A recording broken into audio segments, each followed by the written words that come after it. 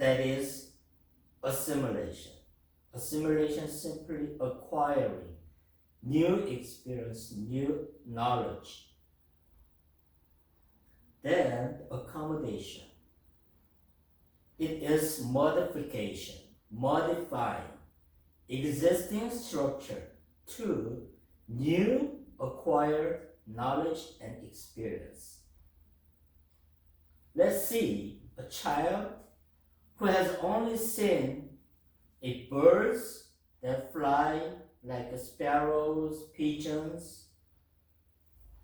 So they learn about penguins.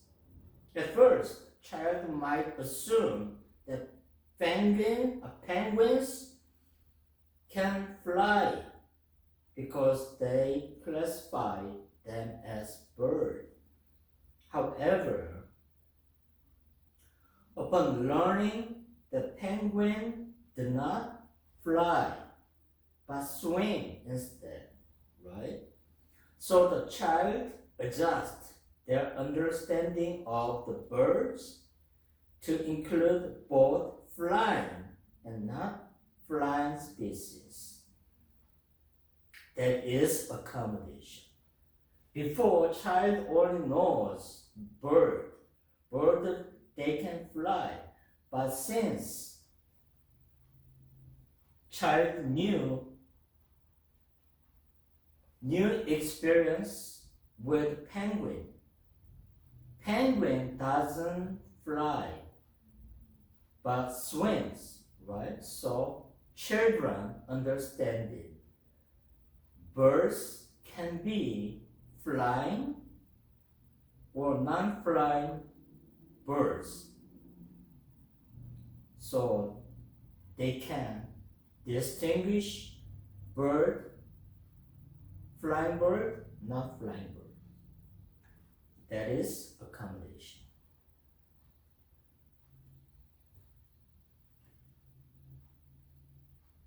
Equilibration.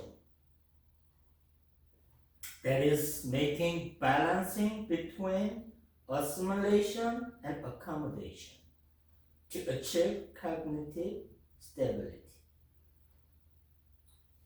Okay, let's see. The example, a child believes that all four-legged animals are dog because they have only seen dog before.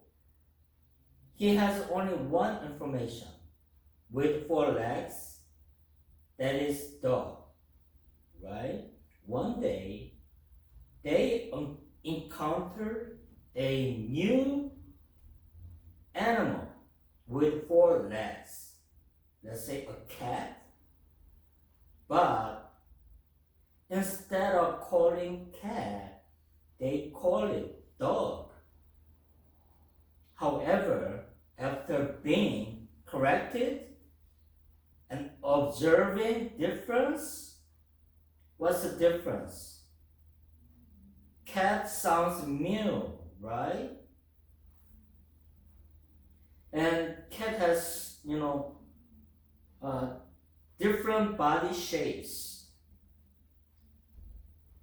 So the children adjust their mental schema to difference between dogs and cats.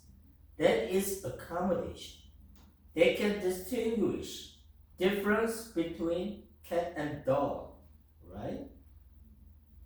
Through this process, child achieve equilibration, restoring cognitive balance by refining their understanding of animals.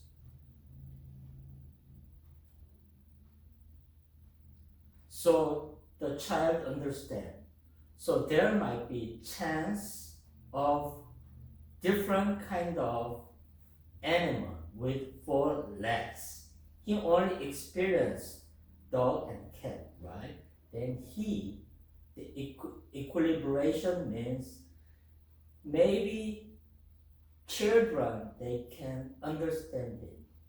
Maybe The animal with 4 legs, shapes different, sounds different, might be different species of animal. That is equilibration. Equilibration. Okay.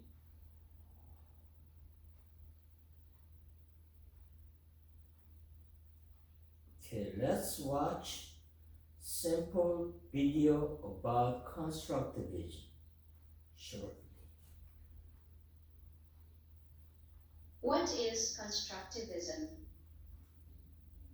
Constructivism is based on the idea that people actively construct or make their own knowledge, and that reality is determined by one's experiences as a learner. Basically, learners use their previous knowledge as foundation and build on it with new things that they learn. So everyone's individual experiences make their learning unique to them. Constructivism is crucial to understand as an educator because it influences the way all of your students learn. Teachers and instructors that appreciate the constructivist approach to learning understand that their students bring their own unique experiences to the classroom every day.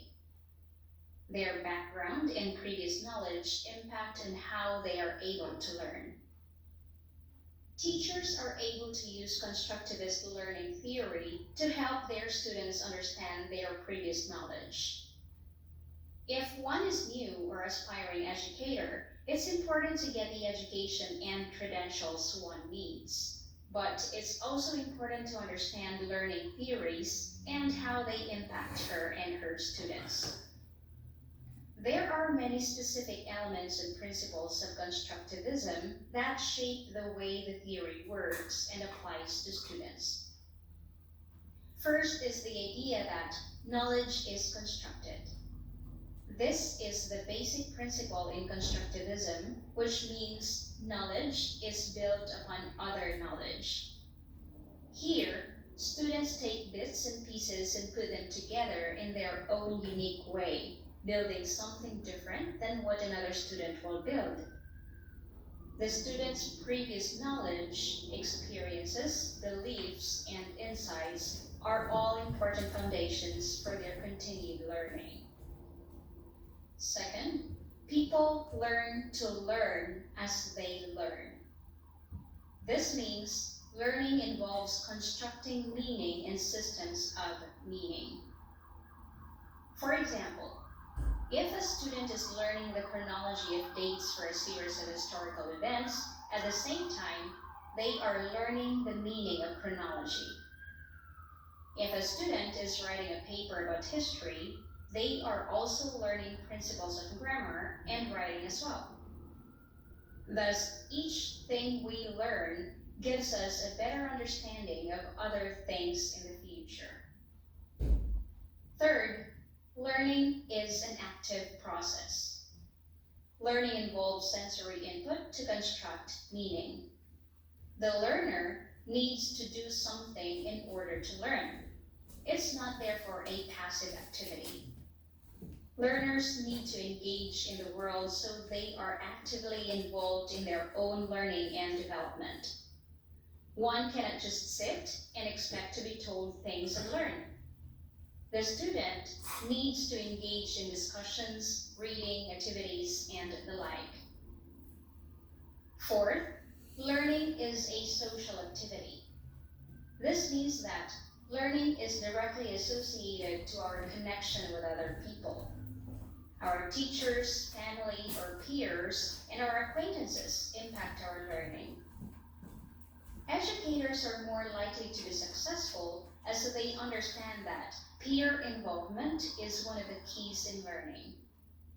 Isolating learnings isn't the best way to help students learn and grow together. Fifth, learning is contextual. Students don't learn isolated facts and theories separate from the rest of our lives.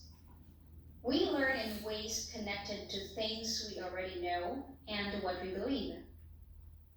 In other words, the things we learn and the points we tend to remember are connected to the things going on around us. Sixth, knowledge is personal. Because constructivism is based on one's own experiences and beliefs, knowledge becomes a personal affair. Each person will have their own prior knowledge and experiences to bring to the table. So, the way and things people learn and gain from education will all be very different. 7. Learning exists in the mind. This means that hands-on experiences and physical actions are necessary for learning, but those elements aren't enough. Engaging the mind is the key to successful learning. Learning needs to involve activities for the minds, not just our hands. Therefore, mental experiences are needed for retaining knowledge. And lastly, motivation is key to learning. Students are unable to learn if they are unmotivated. Therefore, educators need to have ways to engage and motivate learners to activate their minds and help them become excited about education. Without motivation, it's difficult for learners to reach into their past experience and make connections for new learning.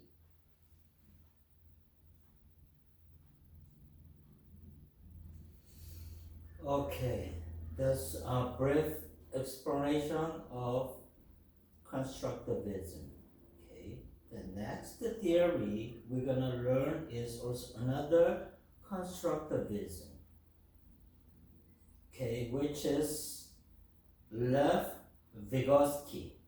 That is, we call social constructivism. Jean Piaget was cognitive constructivism, right? But here in Lev Vygotsky, we call the idea which is social constructivism.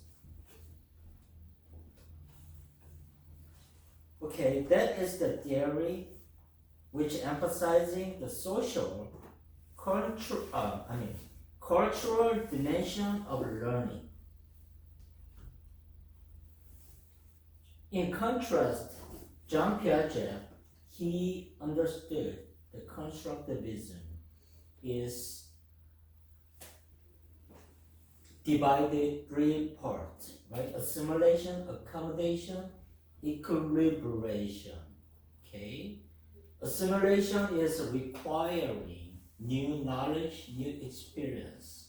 Accommodation is modification of existing knowledge structure. Equilibration means balancing between assimilation and accommodation. It is truly personal experience of taking knowledge.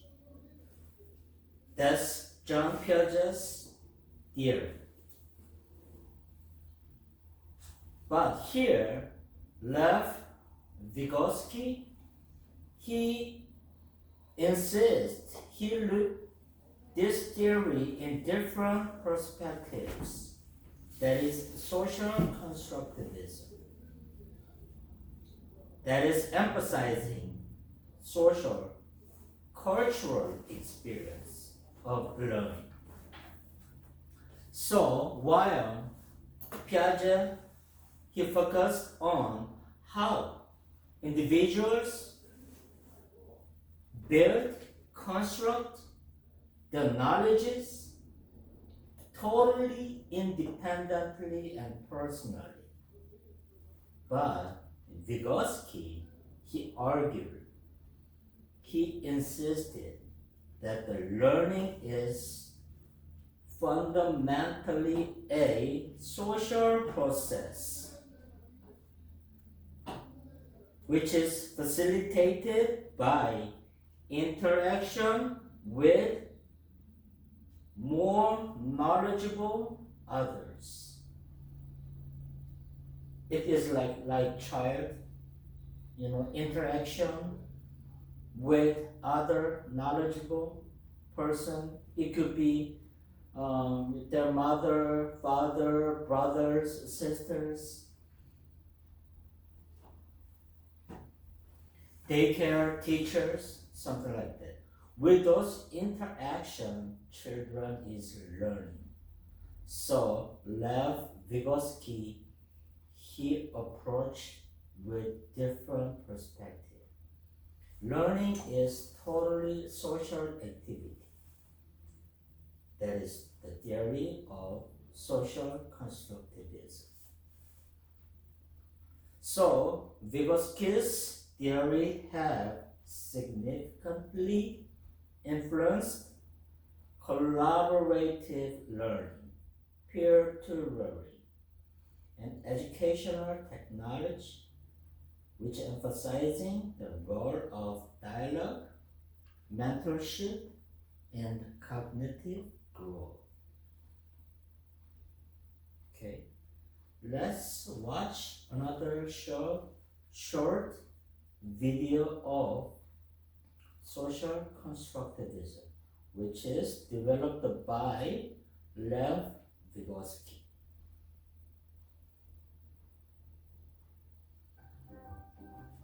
Vygotsky's theory of social development argues that community and language play a central part in learning, while Jean Piaget concluded that children's cognitive development happens in stages. Vygotsky rejected his ideas and believed that children develop independently of specific stages as the result of social interactions.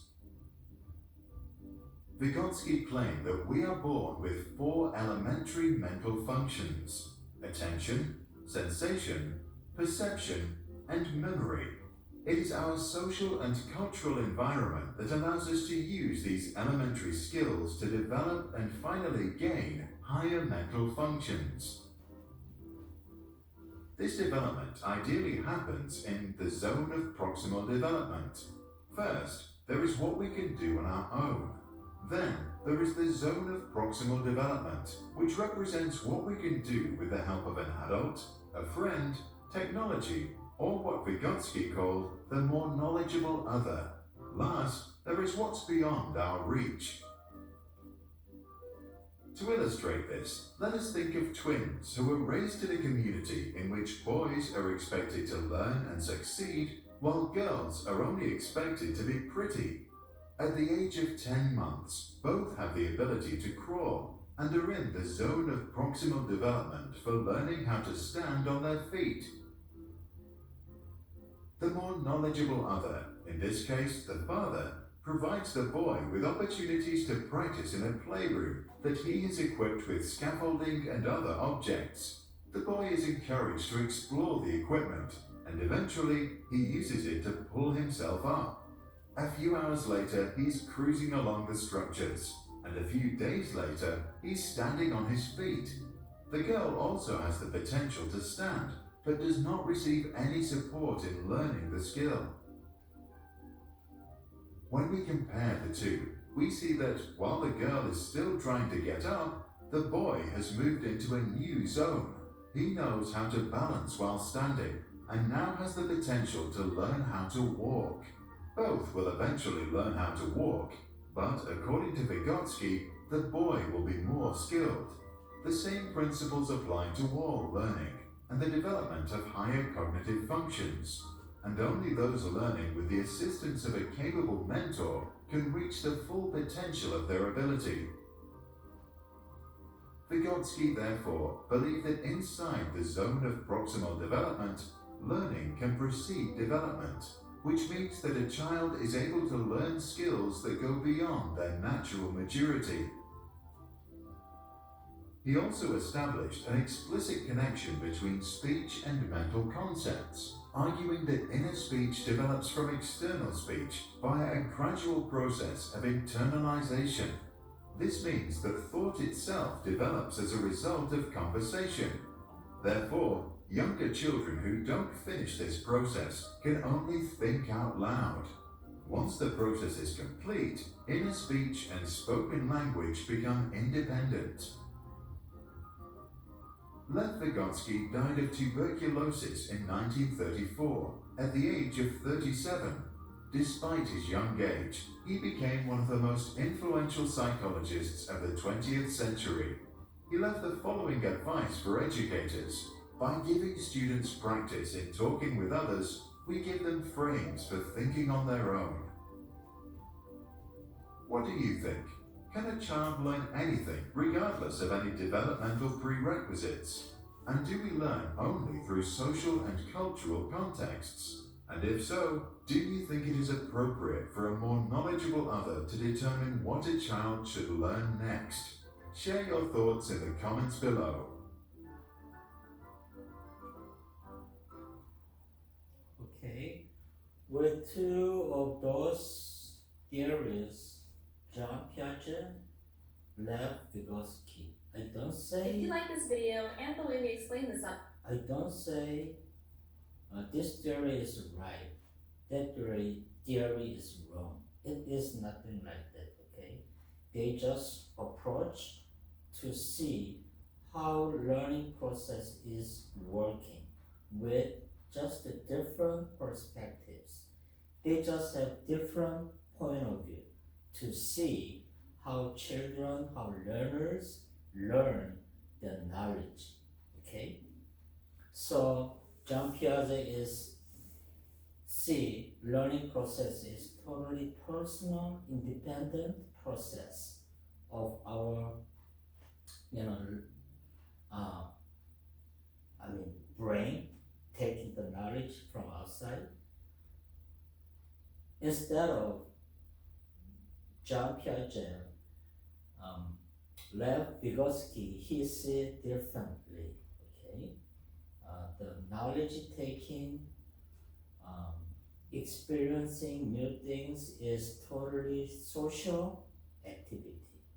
So they just see different way to define what the processing of taking new experience and knowledge is. So let's go more detail about Lev Vygotsky's social constructivism. It is simple. Just understand, you don't need to remember the actual, special terms like zone of proximal development. We call JPD. It is just like the video that I showed in the beginning. There's the boundary that you can do, right? But bigger boundary, maybe with help of others, you can do it. Like children in the pool, they just, sit on the shallow water, right? And then play. That is the boundary, the ability allow that children can play with shallow water, but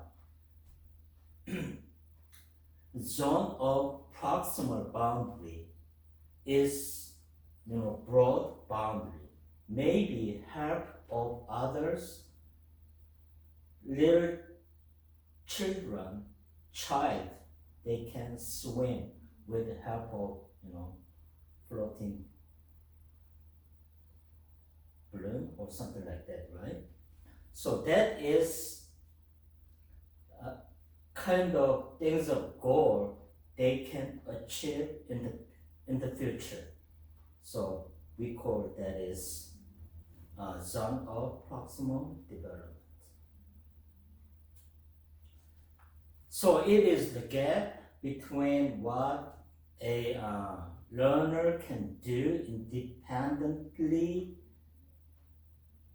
and what they can achieve with guidance. Okay, small boundary, this is what I can do, but with someone's help, I can do better, right? That is the zone of boundary. And then scaffolding, which is temporarily provide teachers or peers to help learners process beyond their current level of understanding. Also, Lev Vygotsky insisted that importance of language as mediator. Okay, thought and learnings are shaped by language, so which acts as tool for cognitive development. It is very important with, children learn through mothers, families, conversation. When the children is raised in, orphanage, they don't do actively engage in conversation. That means there might be chance of less ability of cognitive understanding, because in orphanage they don't do actively engage in the conversation like mother and father in normal family environment. So language is very important to develop children's cognitive understanding. Okay, there's many more theories about constructivism. Just you don't need to remember which is what. You don't need to remember the name of the theorist. Just there are, understand that there are different theorists about constructivism. Okay. Now we see John Dewey and experimental theory learning. John Dewey is American philosopher, an educator who advocate for experimental learning and constructivist approach that emphasize the role of experience in education. We can see these things very common, right? Like direct education. Here in this classroom, I just give you, knowledge to the student in one direction, right? But like in elementary school, low grade children, they play with some kind of study materials, right? Yeah. That helps to understand the knowledge that is transmitted to a student from a teacher. So it is experimental learning. Okay. Another example in science class, right? Like chemistry, teacher give lectures about form of molecule and then the structure of bigger molecules. With that knowledge transmitting to student, in addition to those class, they also go to the lab, right? They mix things together, so they want to see how the new molecules coming from each fundamental elements, like simple idea like oxygen and hydrogen, they put together becomes water, right? Something like that. So they can see those things in laboratory. That is experimental learning. Simple. So John Dewey, he believed that education should be student-centered. Always, students should be engaged in learning. Okay, and it is also practiced in real-world problem solving. Like higher grade of students, they do sometimes voluntary work, right? Yeah.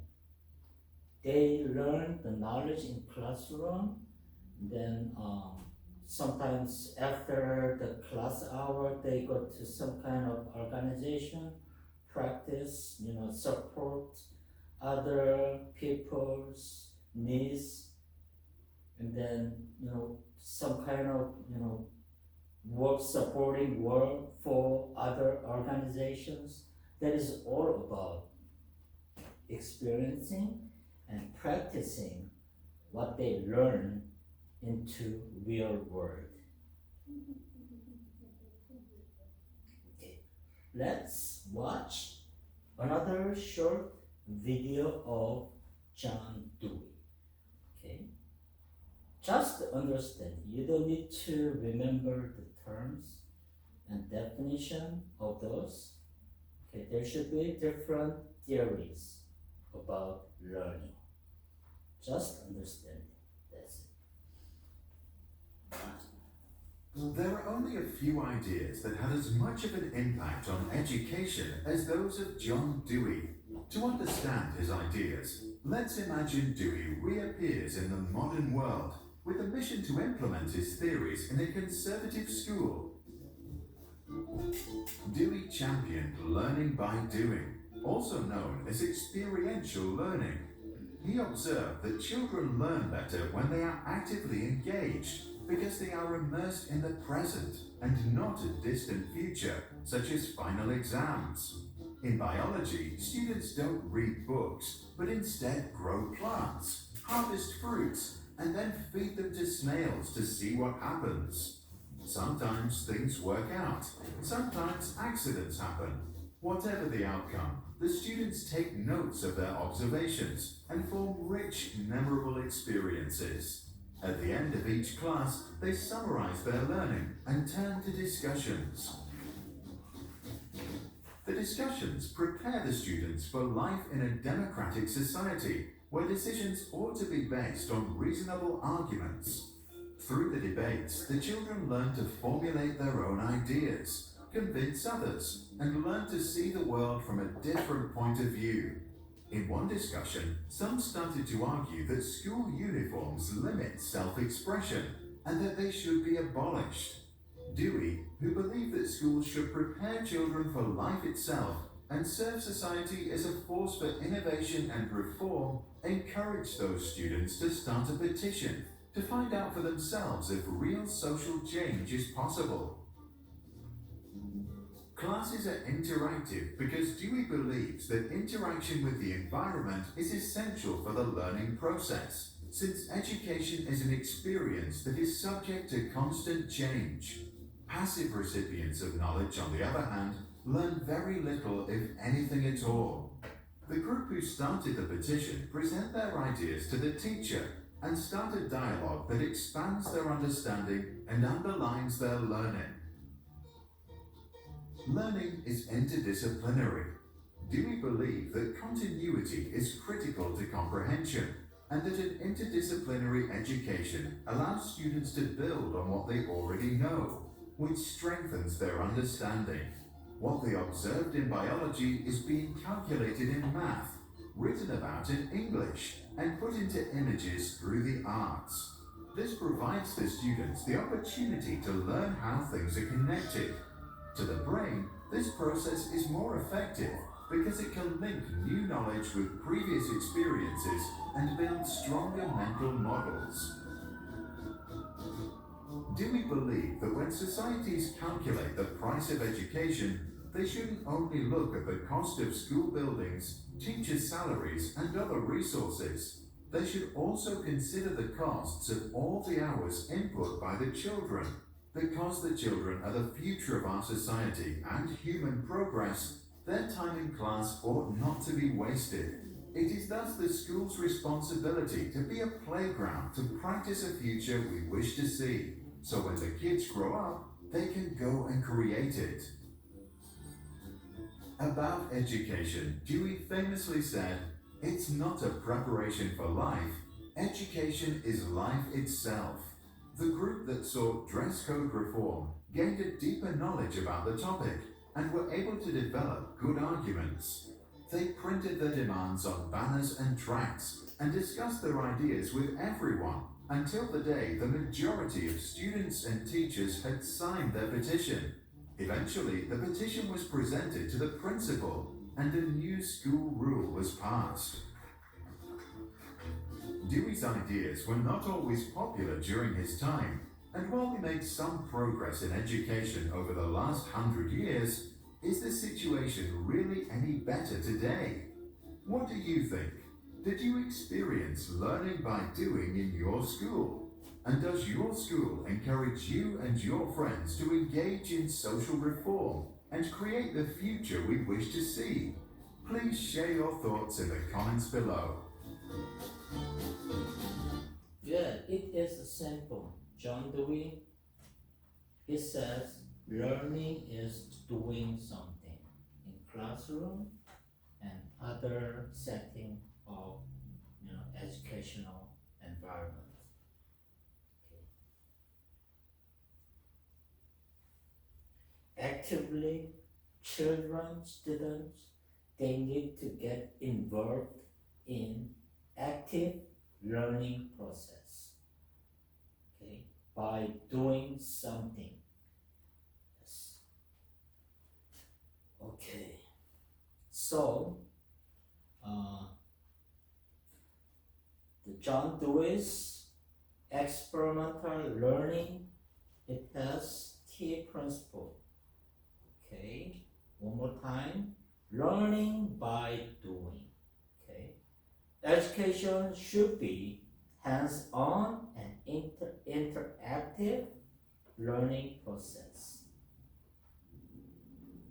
So I give an example, just children,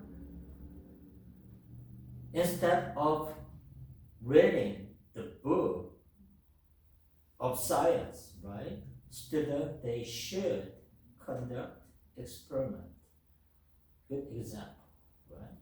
And education is also a social process.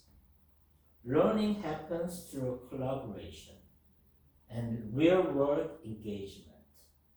Collaboration with teacher, collaboration with peer group, friends, that all engaged in learning, education. Also, once they learn, they also should be real-world engagement.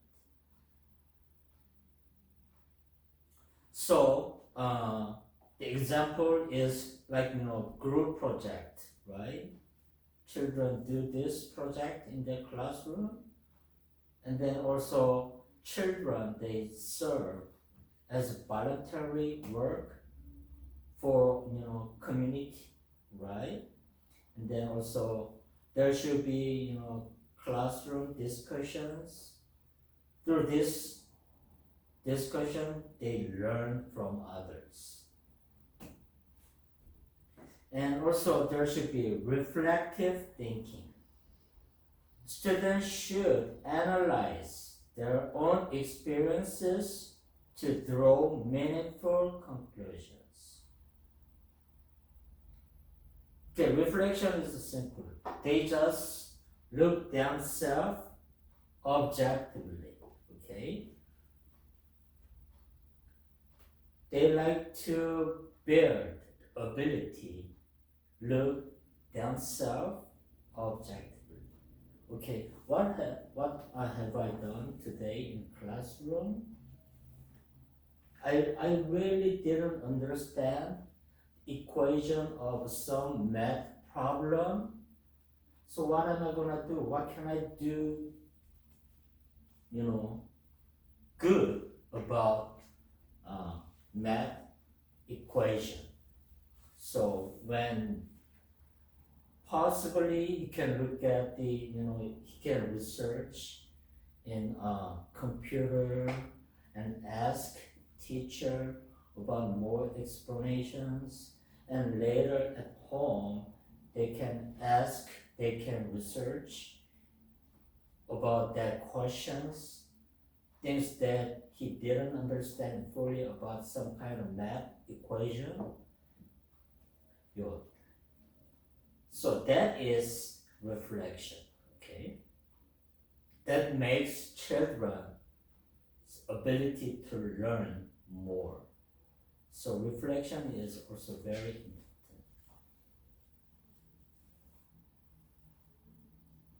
Okay, simple example of reflective thinking is they write journal, right? Every night they write 일기. Yes. Also discussing what they learn after the activity. Yeah. That is good for how to do about better reflection thinking. Okay, also curriculum connected to real life. All curriculum designed in classroom that should be connected to real world practice. Okay, not only theoretically, knowledgeably understand, okay? Everything they learn should be practiced or applied into real world. So education should be relevant to students' lives, society needs. Okay, let's say good example of this is climate change is global issue, right? So problem solving activity that address local and global issues. Local issues, some local issues like U.S. There are many local issues like immigrations, right? And then global issues like climate changes, right? And other Gaza, Palestinian, Israeli, something like that, right? So what they can learn in classroom, also all the knowledge it can be applied to real world.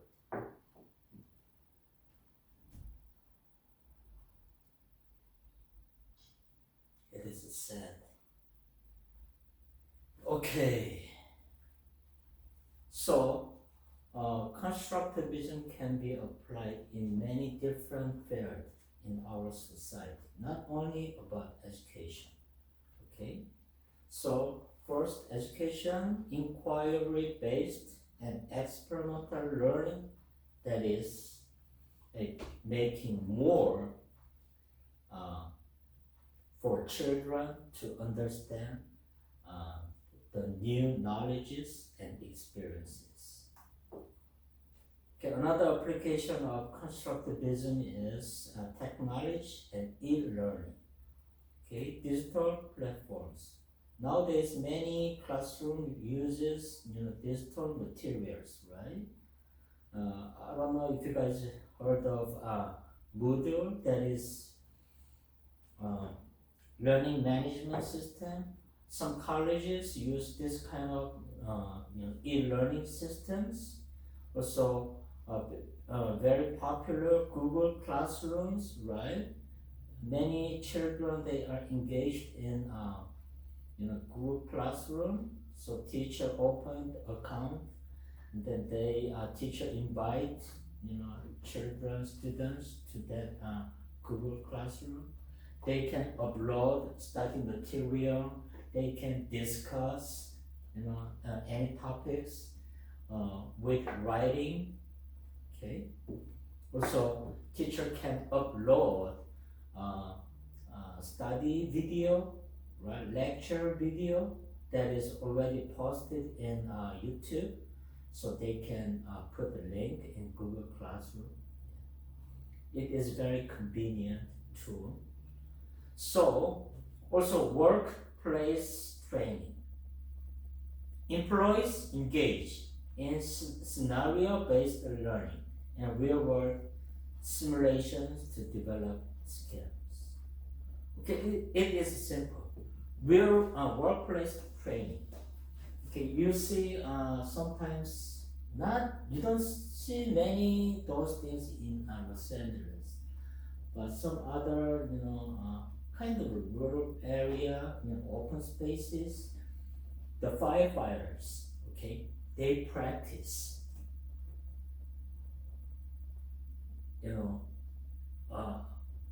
they pretend real fire has happened, so they bring all the equipment, they connected the hose to the hydrant, and then they also pour the water. Yeah, those things are real world training. Also, like police academy, right? They do some kind of fight. They make the sets, practicing training sets, right? So these are real world workplace training. Also, constructivism is applied to artificial intelligence and personalized learning. Now, AI, technology, adaptive learning system that is tailored content that is based on individual needs, aligning to with constructivist principles. Okay, you guys have used ChatGPT recently, right?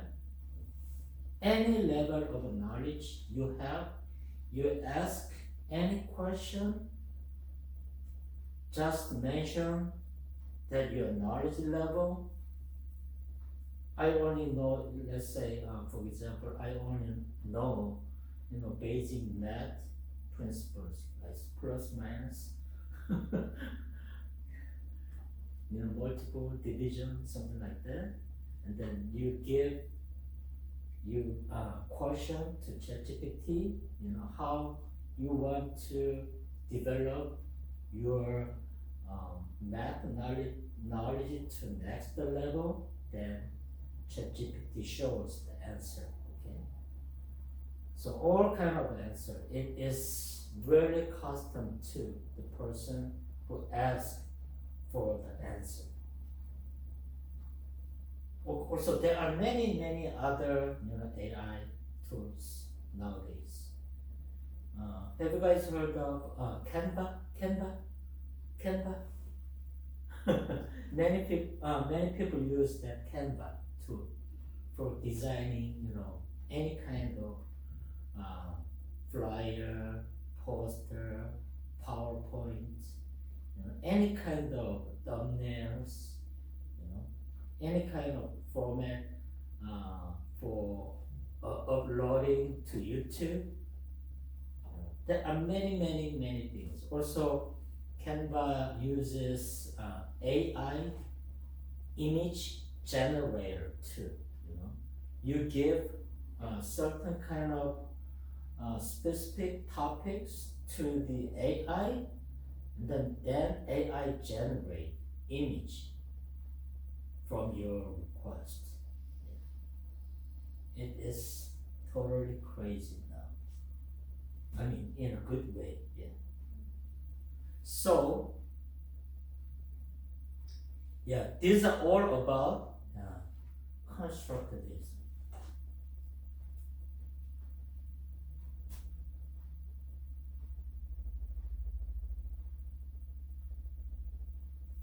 Okay, one more time.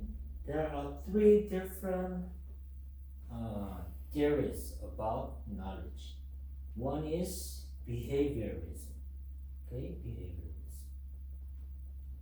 Like Pablo, you train the dog, right? And that's the typical behaviorism. You give reward, right? Then dog gives you their hands, right? That is behaviorism. You can make the children, students to do better behavior. That is behaviorism. And another theory is cognitism. Okay? Cognitism is all things done in our brain. Okay? Cognitism is not only, cognitism only focuses on in the process of our brain. Okay? Not like, also some includes our emotions too. So cognitism understand the knowledge acquiring is totally personal, independent.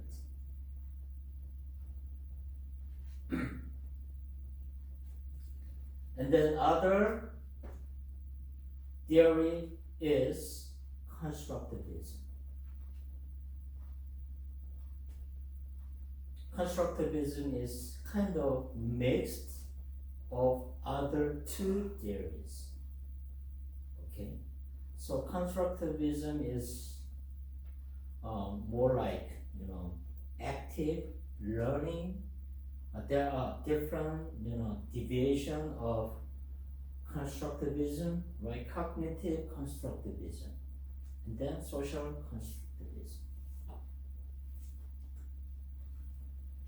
So just understand there are three different theories about knowledge and education theory. Okay, now chapter 3, we're gonna look, okay, pretend you guys are teacher, okay, in any classroom. Okay, so to deliver any knowledge, any experience that you have to the children and students, there should be plan and strategy, right? So based on that strategy and plan, you can teach your children, student more effectively. Okay, so in this chapter, we're gonna see how important making the plan and strategy is. Okay, here, instructional planning, lesson design, those are systemic process. Okay, systemic means it is connected to other elements together, right? So not only one aspect of direction or methods, right? So it is kind of a little bit of complicated process. So that makes you make effective teaching. And then also children, they can learn effectively. So this process involves structuring educational experience to align with learning objectives. Okay, every class, every course, there should be different learning objectives, right? Let's say some class have language, English language class. The learning object, what is the outcome of learning English? That is learning objective, right? And then some class have a math class. So math classes learning objective is different from English class. English class not only learns English words, grammar, right? Learns a little bit of English, how English populated in the world. They just look at the little bit of culture and little bit of history, how English become world language, right? So the outcome is a little different. But when you teach your children the math learning outcome is different from English class. So based on the learning object difference, you need to have different class plan, different class strategy. That is what planning strategy says. So instructional strategy, assessment method. You can use different method. Simply assessment is test, right? English test is different from math test.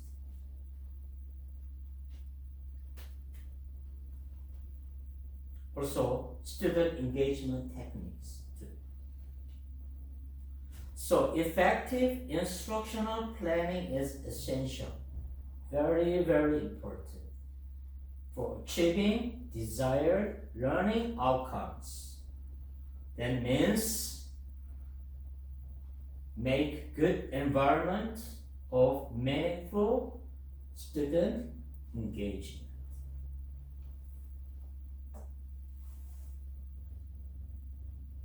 So if you want better, effective education to your children, simply you need to have plan and strategy.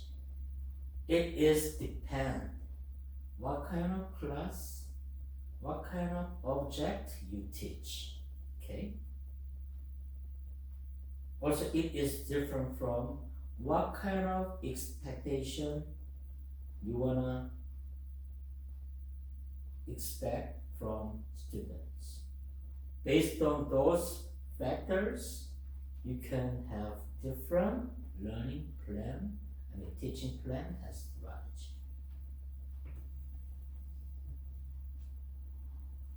So, for teaching plan and strategy, the base is the theories, educational theories. Okay? Not only works perfect. Behavioralism works perfect, no. Only cognitivism works perfect, no. Okay? Constructivism works perfect, no. All those three, theories, there are some good point of that theories, right? So you can borrow things from, good aspect of each theories. So put them together in making good educational planning strategy. So actual planning, we're gonna learn, okay? We're gonna see how those things later, okay? So educational theorists and instructional designers have developed various models and frameworks that guides teachers in lesson planning. Okay, one of the famous lesson classroom development model framework is Bloom's taxonomy. Gagney's 9 event of instructions, the backward design model, and differentiated instruction. You're gonna see later, okay? So first, also we're gonna see how it is important for you as teacher to make education plan, education strategy for your children and students.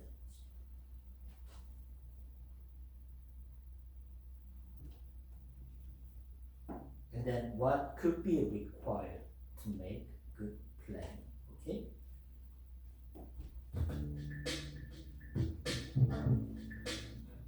Hello and welcome to Teachings and Education, Lesson Planning. What components are required in lesson planning?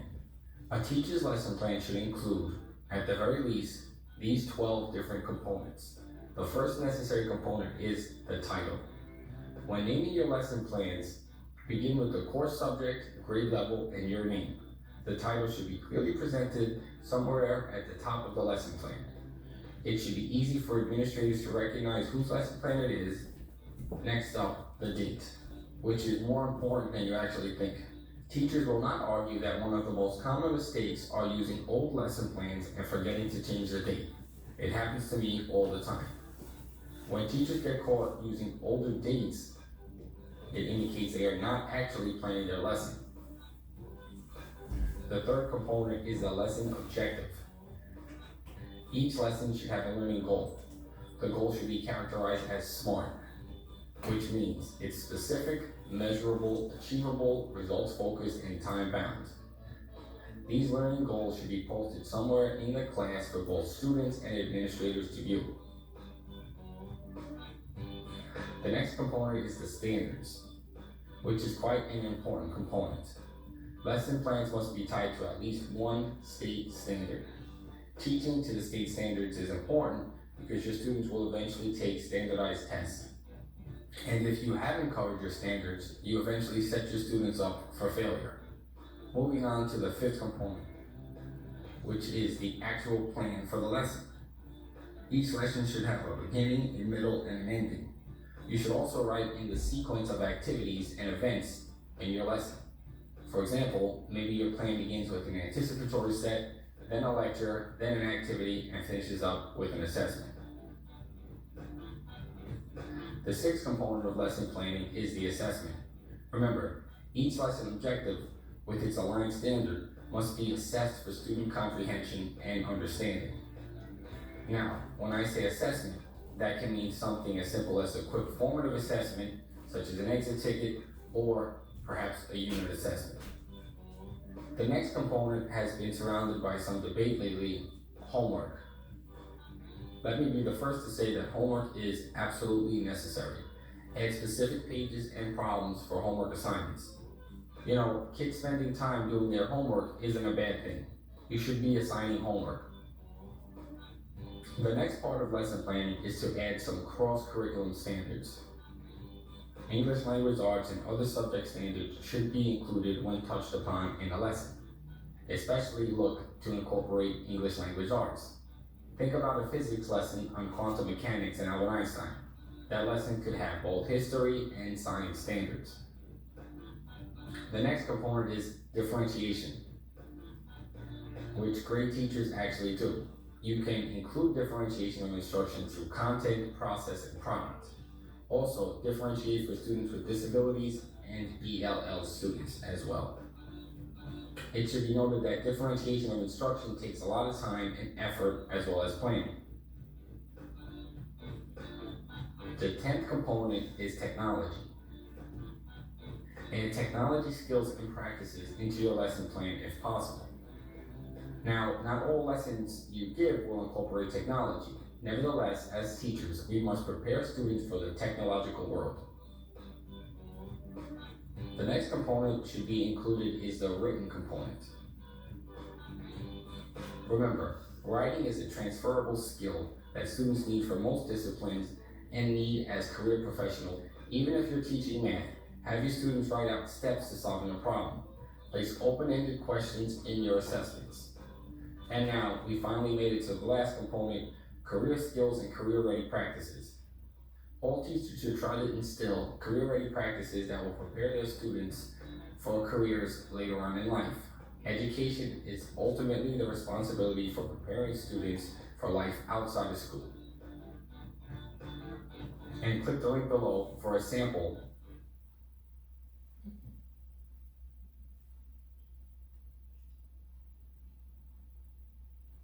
Okay, these are samples about components of making class planning, education planning strategy.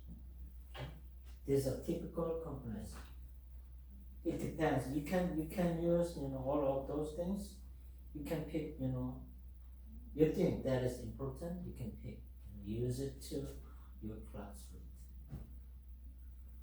Okay, next one. Okay, now one more emphasizing about making instructional planning for your class. Okay, instructional planning is, like I said, essential for structuring effective learning experience for children, for your students. So it should be aligned with curriculum standards, okay, learning objective and student needs. Okay, what is curriculum standards? Okay, in California, if you go to California Department of Education, there's the fundamental requirement for each grade. Okay, for example, when you're about to graduate, middle school, you have to accomplish certain kind of knowledge level. Okay, let's say, I'm not sure if that is correct or not. Okay, when you graduate, you have to understand the algebra for math, something like that, right? Based on that, guidance, you have to make your curriculum.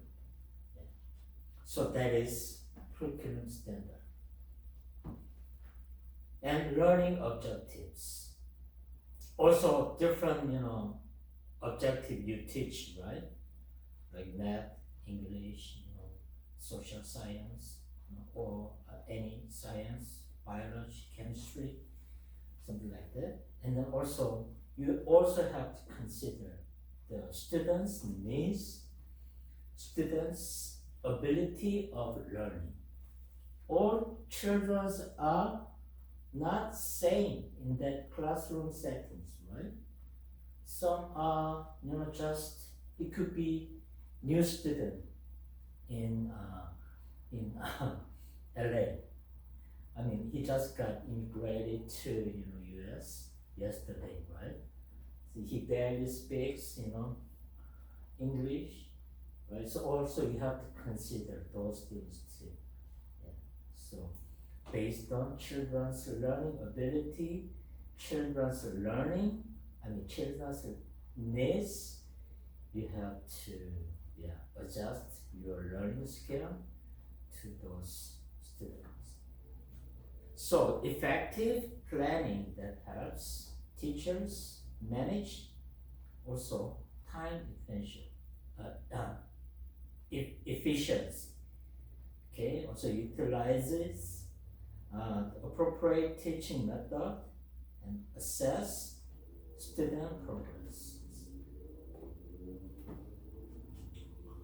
Okay, also when you assess in your classroom for your students, you just don't only take the test, right? When you give final grade, it only depends on the test results? No, right? Attitude in the classroom, right?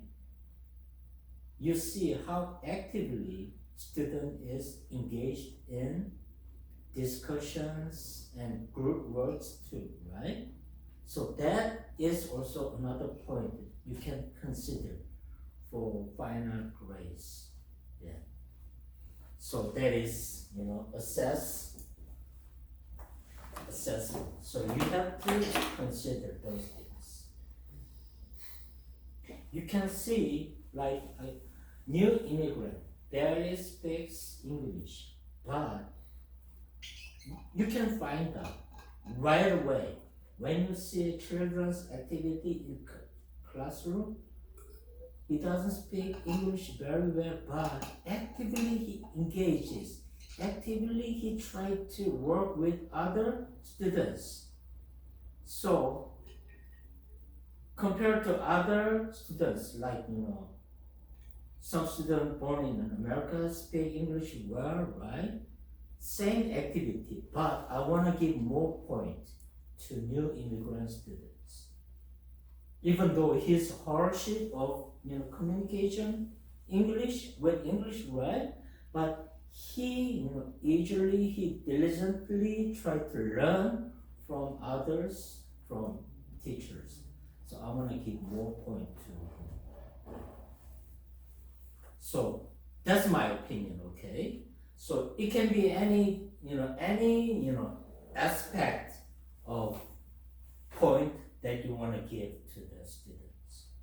So that is very important. Effective learning planning. So you have to use different assess. You have to use a different teaching method for the children, for students' ability, and their kind of cultural backgrounds. So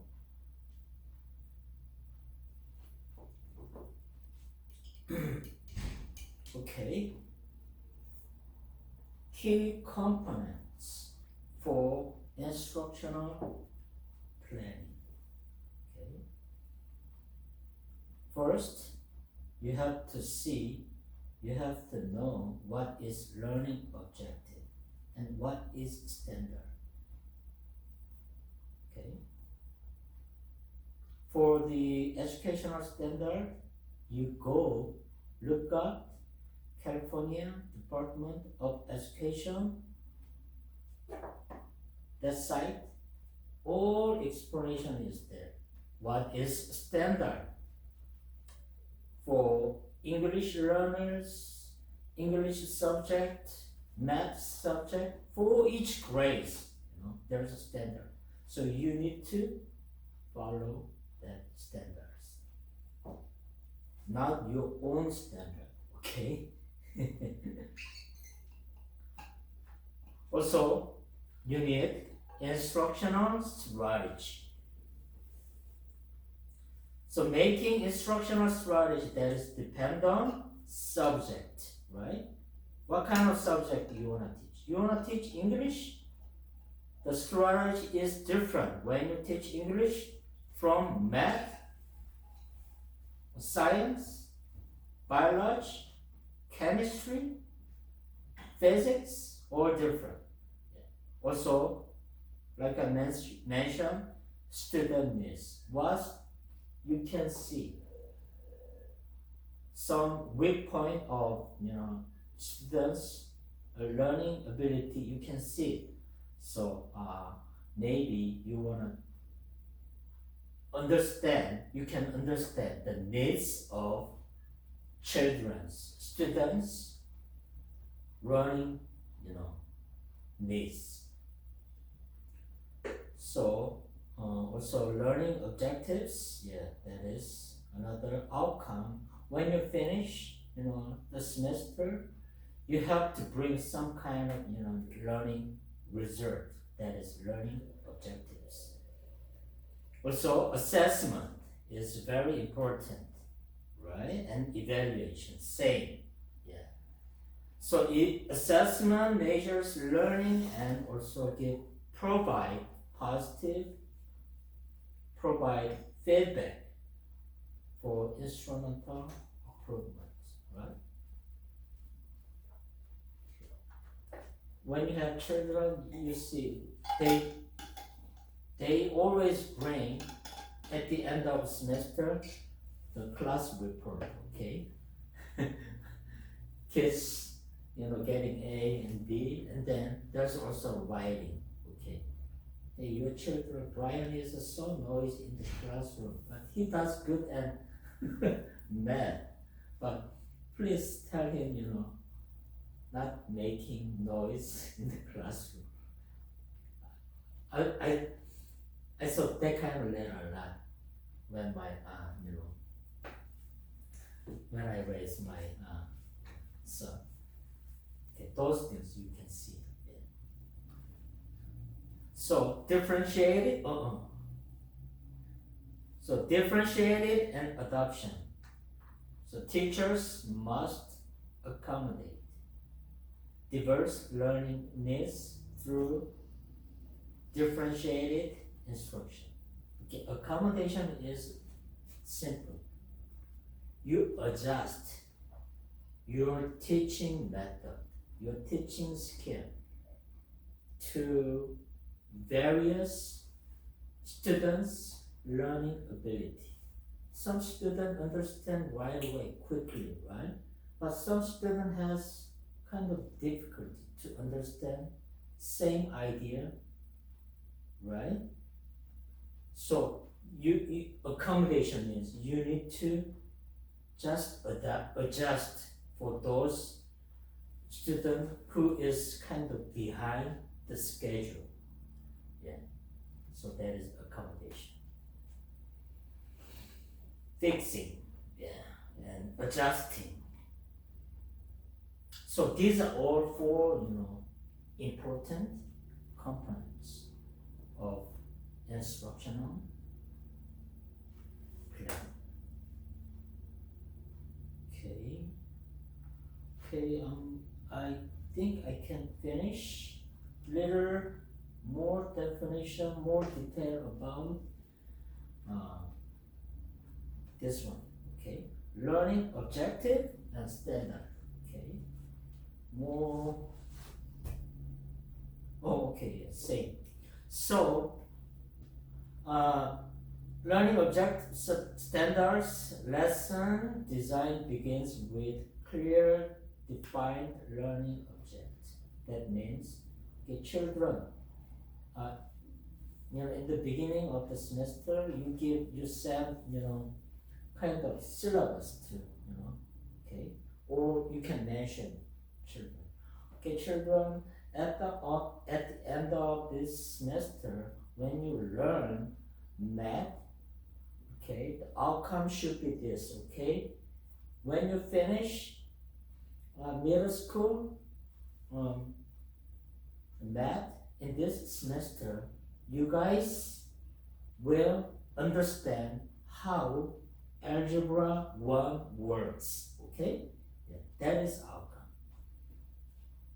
So it is clearly defined. So that articulate the student should know and be able to do by at the end of the lesson. Okay? Learning objective. That is what is outcome when you finish whole semester. You have to share with students. That's kind of goal of end of semester. So objective should be specific, measurable, achievable, relevant, and time. So should be achievable, right? So middle school math, you can teach your children calculus. They don't understand because they didn't have knowledge about algebra and other basic math knowledge. So that should be measurable, achievable, relevant. Okay, students, I think that's all about today's lecture.